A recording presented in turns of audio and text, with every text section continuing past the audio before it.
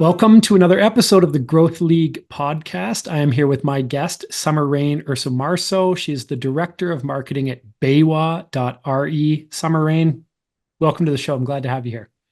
Awesome. Thanks for having me, Caleb. It's great to connect with you. And I've listened to your podcast quite a few times, so I'm glad to be on the show myself. Awesome. Well, let's have fun. First of all, BayWa.re, what do you do? Yeah, a lot. Depends on the day. Who do you serve and the problems you solve for? Yeah. So as a company, BayWa RE serves solar installers for commercial and residential in the US specifically, but BayWa is a global company. Yeah. In my role daily, though, I am really focused on the US market, and I'm focused on how are we doing several things: supporting revenue generation, providing opportunities for our sales team to really connect with our customers, and then also helping our customers get the resources that they need to grow their businesses. And so as a director of this team, each person kind of has their own way of supporting those goals, supporting the company goals as a whole. And I'm charged with figuring out, how do we do that? What does that look like? And how is it aligned with the rest of the company? Wow. So that can be anything you want it to be on a different day. And today was different than yesterday or the day before. So That's why they call it a game, right? It's never the same every day. What drew you to the organization? And besides that, what drew you to a life as a marketing leader? Why do you love it? Well, I'll start with the second question first, because I actually fell into this, not planned. I got a degree in art out of college and graphic design specifically, and spent about a year being a graphic designer and realized that was not the career path I wanted for the rest of my life. I loved it, but I didn't love the people interactions with graphic designers. And so I pretty quickly transitioned to the next thing that I was good at, and that was marketing. My mom actually owned a distribution business growing up. And so I had seen her figure out how to market her distribution business. And I also had helped her do that all through my high school career. Okay. Language, communication, design, those things kind of came naturally to me. And so I fell into marketing because it was there. Yeah. And I found out I loved it. And I did a lot in the automotive industry and the construction industry. And then I really realized I wanted to do something that I felt really good about, and was kind of helping moving the industry forward, or the country forward, and the earth, I should say, Totally. for lack of a better term. And so did a lot of soul searching, found solar, and have been here for about 6 years. And it's been a wild ride. People call it the solar coaster. And those of us in the solar coaster roll our eyes, but it feels like that some days. And yeah, I just really have enjoyed figuring out how to support our customers in every place that I've been.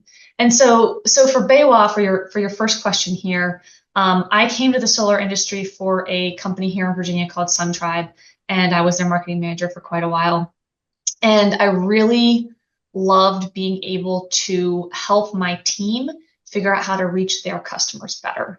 And I realized that being in this industry and being able to really help on a greater scale was something I was really interested in. And so when I moved to BayWa, my scope is national. We are supporting national solar installers across the country.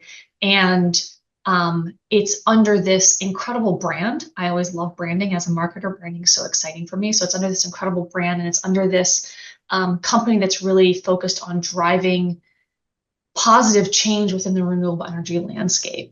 And that was a huge driver for me. My mentor also worked for BayWa for quite a while and couldn't sing its praises enough. So when it came time to transition, I saw the job open. I was in.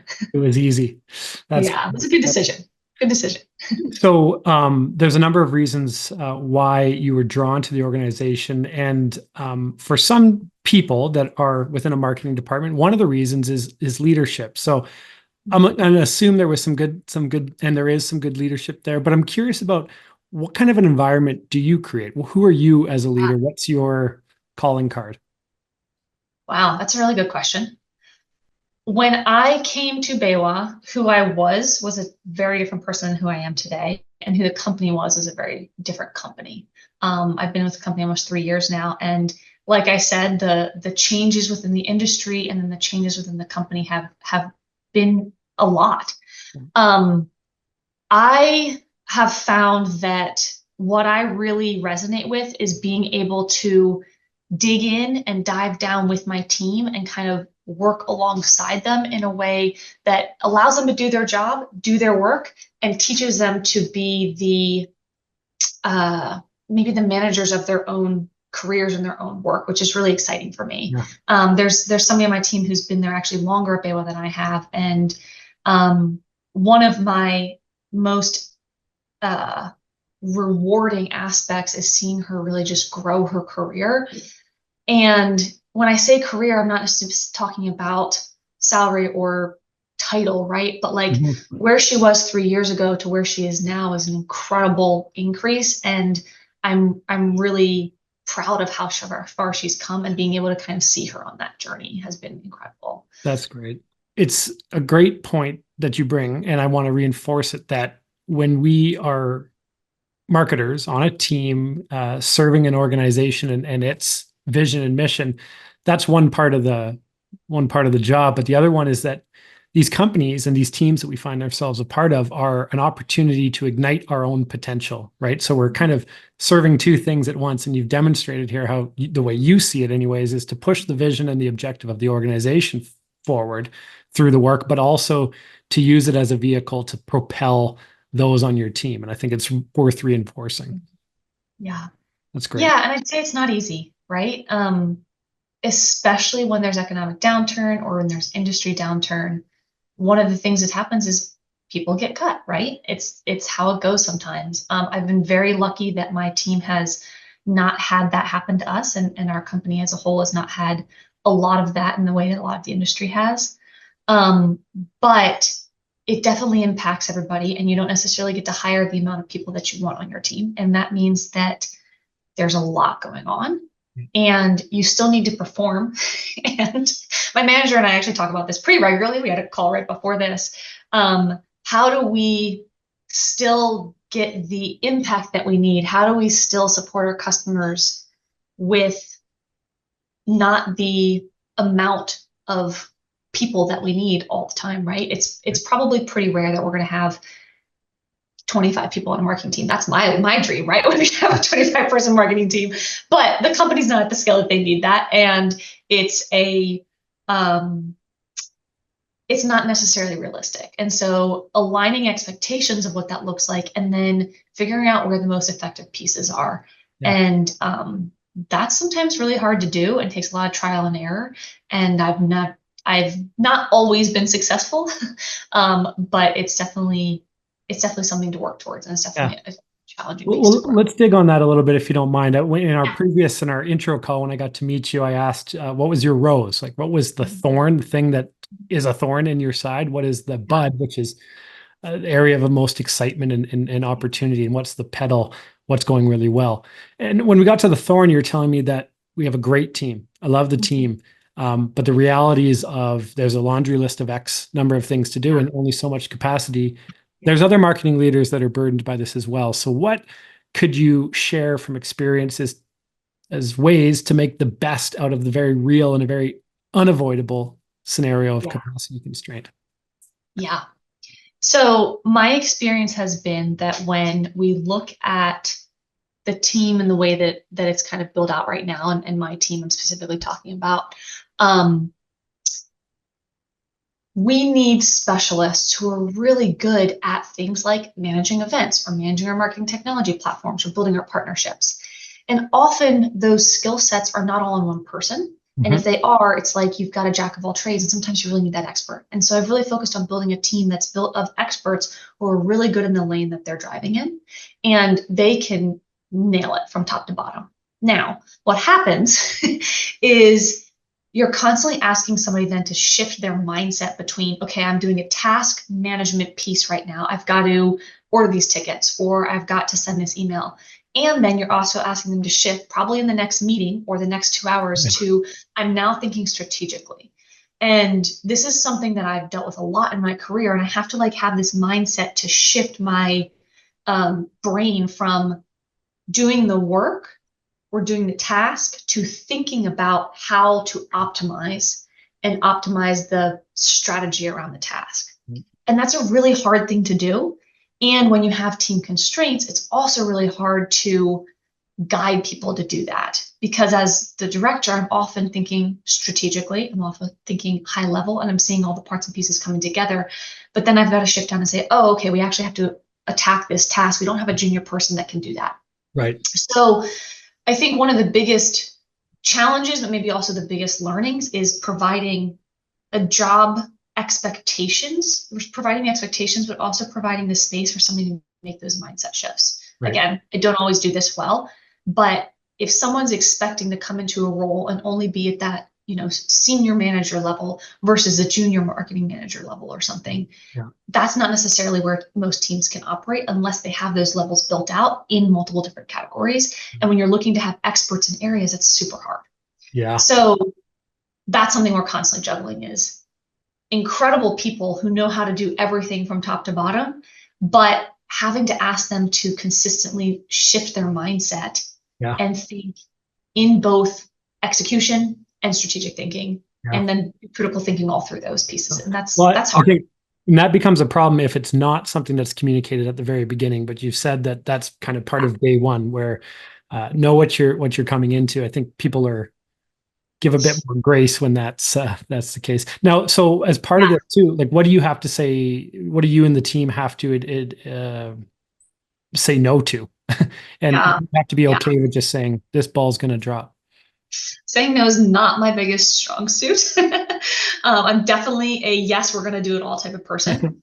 It's been some hard lessons, and it's also something I'm continuously working on. So one of the things that I think a lot about is, how do we understand, I use the term bandwidth, and I kind of actually hate the term bandwidth because it's still a little overused, but how do we understand our capacity? Maybe that's a better way to say it. And what's actually possible to do well. And thinking about what can we do well and as much as we can sometimes without sacrificing that quality. And once we can define that, and we've had a lot of team conversations over the years, what does that look like for each individual person and where they come in? Each project has a different engagement from different people. And so it might mean that we do a different set of events and webinars over here, and these campaigns over here have a different approach. But basically defining how much we can do and then filling in those gaps. We've had multiple different types of calendars over the years, but I think the thing that's helped us the most is understanding what amount of activities that we can do per person, and each person also being very realistic about what is possible for them and how long it takes. I'm an overachiever. I'm a yes person, and the majority of my people on my team are as well.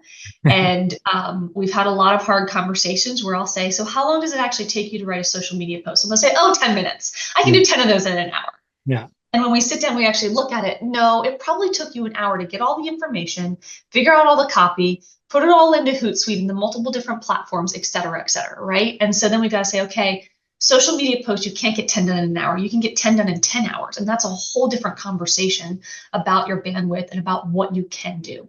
And then you can go back and say no to things, because you can be realistic about how much time you're spending. Now, do you feel like you have to have all the answers around this, or is this a co-creation scenario that you have? I don't have the answers, no. I say, hey guys, I have this idea that maybe this will work. What do you think? And how much time are you spending here? And how are you doing this? And what's the best way to approach this? And I think there's, like, if I was to go in and say, this is the exact way that we're going to do it, and here's how much time you should spend on this. I mean, that's like telling somebody how to eat their salad or something, right? Like, you can't tell somebody how much time it's going to take them to do some activity when they're the expert of that activity. It takes me a different timeline because I'm a different person. And so I can say to them things like, hey, that seems like a really long time to complete this task. Let's sit down and walk through it and see if there's ways we can find it to be more efficient. But I'm not going to sit there and tell my team, you're the social media expert, you have to do it this way, because then they're not going to get the best results for what their processes are and how their brain works. Totally. Well, thanks for sharing that, Thorn. What about the bud? What about the thing that you and your team are most excited about? It hasn't yet manifested, perhaps, but the most potential. I have consistently been in teams where we are building something almost from the ground up. Um, and obviously that looks different at each company I've been at. But a lot of my career has been coming into companies that didn't have marketing before, or if they did, it was like very only focused to one type of marketing and trying to say, how does marketing address the whole company's needs? Right. And what that means often is you have to have people that can do that work. And just saying somebody's good at marketing doesn't mean they're good at every piece of marketing, right? Or adept at that. And you also have to have the processes in place to make that happen and the company understanding to engage with that. Marketing is only as good as the engagement you get, right? And that has to be internal and external. If the internal teams aren't engaging, then it doesn't work. So, Totally. oh, go ahead. I was just going to say I laugh because, yeah, that's half the 3/4 of the battle there sometimes. Yeah, every day. Right. But figuring out what those gaps are and then figuring out how can you fill them. And like, I always think about it in levels. We think about tiered marketing pretty often, and that's like global, regional, and local. But I think about the way that we build that full breadth of support for a company in that way too, right? You have to have the baseline. If you're not doing kind of the basic events or you're not doing the basic emails and social or whatever it is, it's probably not in your best interest to go and start doing advertising and start paying for something if you're not just doing the basic brand awareness pieces. Right. And so in terms of the bud and what that looks like, this team that I'm running I've been in this director role for 2 years. I hired 3 people onto the team, and we went from the team of me and the events manager to 5 people. And now we're at the place where we've got all the parts and pieces figured out, and we can say, okay, we filled the huge gaps, right? We didn't have somebody running our co-marketing partnerships for a very long time. Right. And now we do. And she's built a program that's like this incredible thing that we can run with. So that's gaps filled. Now we can say, okay, how do we make these not just getting the gap filled, but like the next level? And what does that look like? Right. And a lot of times that comes down to like stepping back and saying, is the gaps that we filled still the same gaps? And do we actually need these things still? And if not, maybe we need to remove some things so we can focus on some other areas. And also getting really deep into your analytics and understanding what's actually being effective. We've made some major changes. We canceled our Twitter account because it wasn't useful. We took a huge deep dive into LinkedIn, and like that was completely blown up in a really good way, right? So it's just like now we say, okay, we know what's working. Now we get to the next level on those things that we know are working. Very cool. And you've drawn on the team a number of times and how critical and important it is to have the right people in the right seats from an expertise standpoint, but allow them to, help fill these gaps. And then as a team, you can chart the waters for what's next. So let me ask you this tough question. As it relates to team, how do you keep people? How do you keep your top talent? And this could be a personal experience, but also just for marketing leaders, like in general, how do you retain people who a lot of times think the grass is greener on the other side? Yeah. I have a lot of thoughts on this, but I will say that I think it's the role of a manager to admit that sometimes the grass is greener on the other side. Right. And that's okay. And that just means it's not necessarily the best fit. Right. Or it was a really great fit and that person has outgrown the role, or the company has gone a different direction. And that's totally okay. And then we can all move on and have enjoyed the memories we have together, right? I think when we look especially at middle management, the expectation is often on the manager to figure out how to keep those team members happy. And my experience has been this is actually a 50-50 between the management and the team culture, and then the rest of the company. And a manager can only do so much, unfortunately. And if I had all the power in the world, I'd do all the things. Yeah. But budget constraints are real. Efficiencies needed are real. Company changing directions is real. Like there's all of these other factors that come into play. And I think that you have to be able to figure out how to navigate those and then help your team navigate them. Right. And that's really hard, right? Figuring out how to have your team navigate those with you. And sometimes you can't tell your team a lot of things that are happening because they're still confidential, right? Yeah. So one of the things that I've found to be most successful, I'll say, is trying to give them the space where they get to create what they want to see in their roles. And again, this comes back to having the experts that you have confidence in to do that because they've got the expertise. Yeah. But one of the things I really try not to do is say to them, this is exactly how you have to do this. I say, this is the goal. We have to stay within these guidelines, right? You've got a budget, you've got some major goals you have to get towards to support revenue driving or opportunities for our sales team. What's the best path for us to take in the area that you're leading? Right. And what I've seen is that people kind of really take on that ownership, and they really enjoy that because it allows them to figure something out. Yeah. Sometimes they don't necessarily figure it out quickly or maybe even well, and that's where we can come in and have conversations. It's more like a mentorship kind of thing or coaching. Yeah.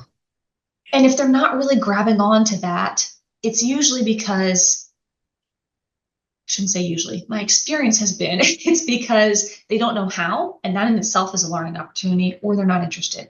Right. If they're not interested, usually the grass is greener somewhere else. Wow, I love how you put and I've that. seen both of those.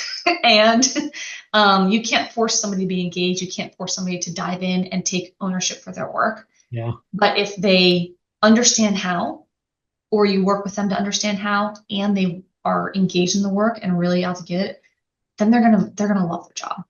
That's great. And that's my experience and how I learned to love my job, right? It wasn't always about the pay. It was about like, what was I really sucked into and thinking about day and night because I was so excited about it. Yeah. And how did you get to put your thumbprint on your own work? Like people support what they help create, right? And perhaps our job as leaders, as marketing leaders, is just to make the goals crystal clear and tell them in different ways and different stories, but then create space to let your experts be experts. Yeah. And yeah, I think. Oh, go ahead. Sorry. And using that as a key way for retention. Like a lot of people think, well, retention, hands are tied. I can only pay them so much, but it's about way more than that. Is what you're saying. Yeah. I think obviously compensation comes into a big part of that. Yeah. Benefits are a huge part of that, and BayWa has incredible benefits, which makes that an easy conversation. And obviously, people need a certain amount of money to survive, and that's real. Yeah. But after a certain point, and I would say that point for a lot of people is probably under 100K. Yeah. But after a certain point, it's more about, are you feeling trusted in the job? Are you feeling like you're engaged and excited about the work that you're doing? Do you like who you're working with? Yeah. And the pay is maybe superfluous to that. And the title often is superfluous to that. One of the things that I try to do with my team members is understand really what's important to them too, right? Like there's probably 5 or 6 things that are important to somebody in a workplace or in a role. Yeah. And for some people that is pay, and that's all they care about. And that's really important to know as a manager. Yeah, but for the majority of people, I don't think it is. No. It's in the top 5, but it's not the only. Right. Yeah. That's great. And shifting gears here a little bit for you personally, when you're driving home from work, I don't know if you work at home or whatever, but when you've closed, I do, this is my dining room. Yeah, okay, when you've closed your laptop and you're driving home from work, how do you know that you did a good job that day? How do you know personally whether or not you've done a good job? Oh, all the hard questions, huh? Yeah. I am really hard on myself. And so probably 20% of the time, I think I've done an okay job. And the rest of the time, I'm beating myself up about trying to do better. There's data and reports we can rely on, but besides the quantitative measurable stuff, what are some of the things that you rely on? Yeah, I think it's people. And I think that you can look at data and measurements all day long, and they're going to show you the numbers. But like if you're really trying to figure out if you did good enough or good, maybe not enough, but good in general, in your heart, it comes down to the relationships you have and how those come back to support you.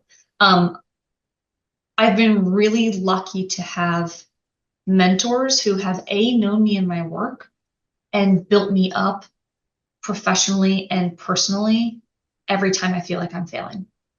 And they've been people I've met through work, or they've been people I've reached out to on LinkedIn and said, hey, I don't have anybody in this space who I can look up to. Are you interested in a mentorship relationship?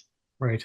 Um, Good for I you. had 2 conversations last week with my mentors, and every single time I come out of those conversations, I'm reminded of reality, right? Like this is what the industry is really like, and also this is what the job is really like, but also that the work I'm doing is good, and that I'm also trying my best. Right. And I would also say HR, right? I lean a lot on our Yeah. director of people a lot because she is not focused on marketing. She's focused on the people relationships. And I don't always get them right. And I often beat myself up about that a lot. And she's there to say, hey, yes, you could have done better in this instance, but here's how you figured out how to come out of that Hmm. in positive light. Or here's what you need to do next time, and here's how we're going to tackle that and Yeah. figure it out. And Well, I think my manager also has helped in that way a little bit as well, and probably will more going forward. I love that. Yeah, you lean into people. Not that you need full validation from them, but it's a lot of people are scared to get other people's perspective on their journey of figuring out, am I doing this? Am I playing this Yeah. game right? Yeah. But I Totally. also think like the data and the metrics piece is the easy part. I mean, I can look at metrics every day and know if it's going well or not. And we can pretty easily decide which change to make. And deciding which change to make because the metrics are going not well is pretty easy. I shouldn't say easy. It can be challenging, Yeah. but like in the grand scheme of figuring out how to lead a team well, metrics are the easy part. Right. And they're the part that I can look at and figure out and go to my team and talk about. It's the interpersonal relationships that are hard. Right. Right. Yeah. That's great. What's Yeah. going really well? What's the pedal for you and your team right now? Oh man, a lot is going really well. I'll give props to my team, I guess. So our social media has tripled, doubled, something like that over the past year, like the engagement. We're seeing our sales team be more engaged with the marketing team, which in this company is pretty fantastic because the marketing team used to be, before I came into this, kind of very siloed, Yeah. by choice. And so we're been working on changing that a lot. And um, that's just a challenge to figure out across the board. Um, and I think that there's so much uh, runway for us to do things even better. And so when I look at what my team has accomplished over the past 2 years and what each person individually has figured out how to do and how they've grown and just their ability to manage their Hmm. categories of marketing, there's almost nothing that I would go back and change, which I don't think I could say about most things in my life.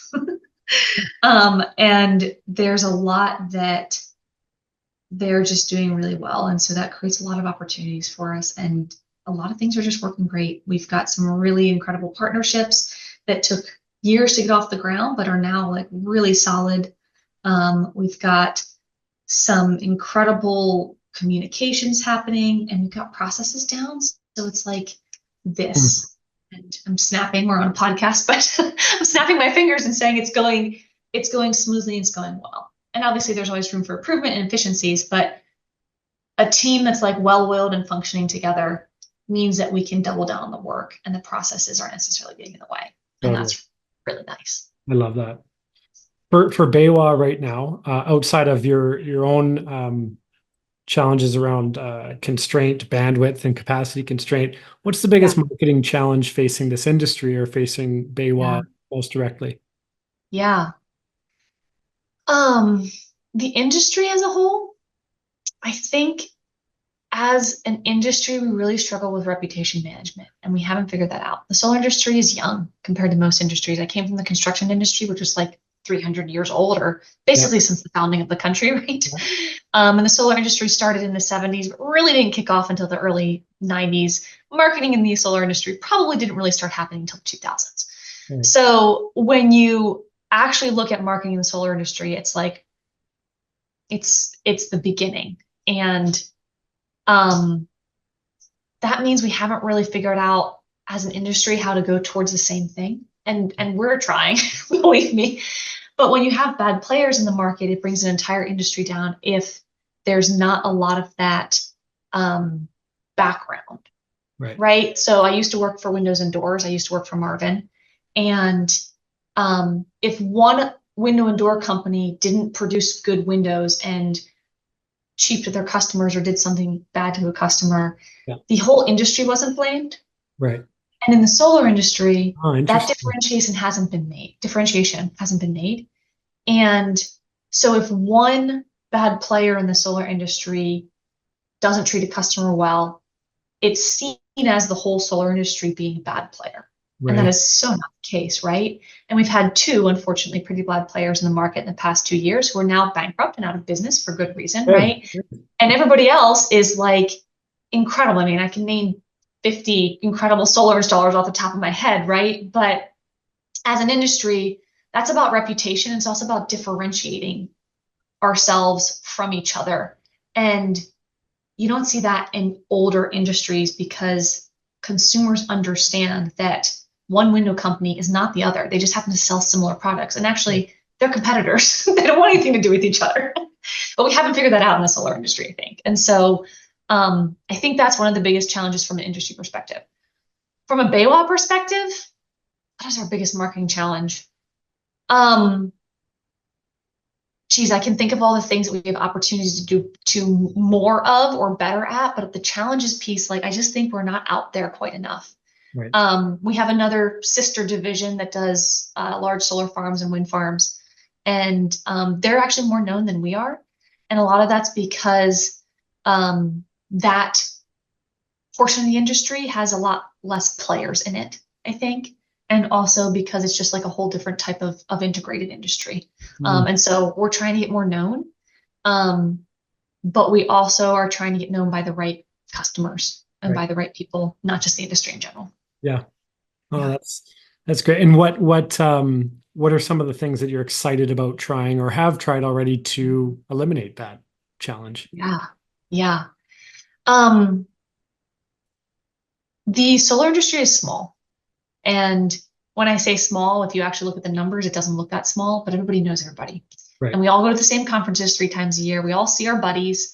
I see people I've worked with for years, every single year, two or 3 times a year, right? And so we're all really close. And I think that the biggest thing that a company in this industry can do is be a support system for those other players in the market. And that's what we're trying to do at BayWa. But because it's such a small industry, consistently showing up as a good player is so important. And BayWa really focuses on how are we actually going to be honest, not just say we are, but actually do that, right? And we've done a really good job at that over the past 15 years we've been in business. But how do we make sure that we're showing up in a way that's benefiting the industry and also benefiting our customers? Right. And obviously, revenue is important, but our ability to help the industry grow and to help our customers grow is going to come back and support us as a company even more. And that's so much more important than tomorrow's paycheck. That's very interesting. That must be very unique just to this industry. I mean, it doesn't happen a lot of the time. There may be others, but Yeah. it's all the high tide rises all boats type thing. Yeah, it's a small industry, and I think that's a part of it. I mean, I don't know the number off the top of my head, but probably less than 10,000 total solar install companies for residential and commercial in the country. So that's not a lot of companies when you think about an industry. No. And a lot of them are under 30 people, right? A lot of them don't have a huge number of full-time employees. But also there's 3 conferences in the country that are the conferences to go to. Right. And everybody is there. Yeah. And usually it's 1 or 2 people from each company, but everybody's there and you get to know people and the industry has done a really good job of building that community. Oh, that's great. Community is probably a really good way to put it. Like it's a community industry and way more than any other industry I've ever worked in. Yeah. Worked in automotive and construction, never experienced that type of thing. That's great. So, Summer Rain, for my last question, I'd like you to leave a question for my next guest, and I'll get you the answer, and we'll string these questions together. What question are you wondering about that you'd like to ask to my next guest? So I think this is something I've been trying to figure out.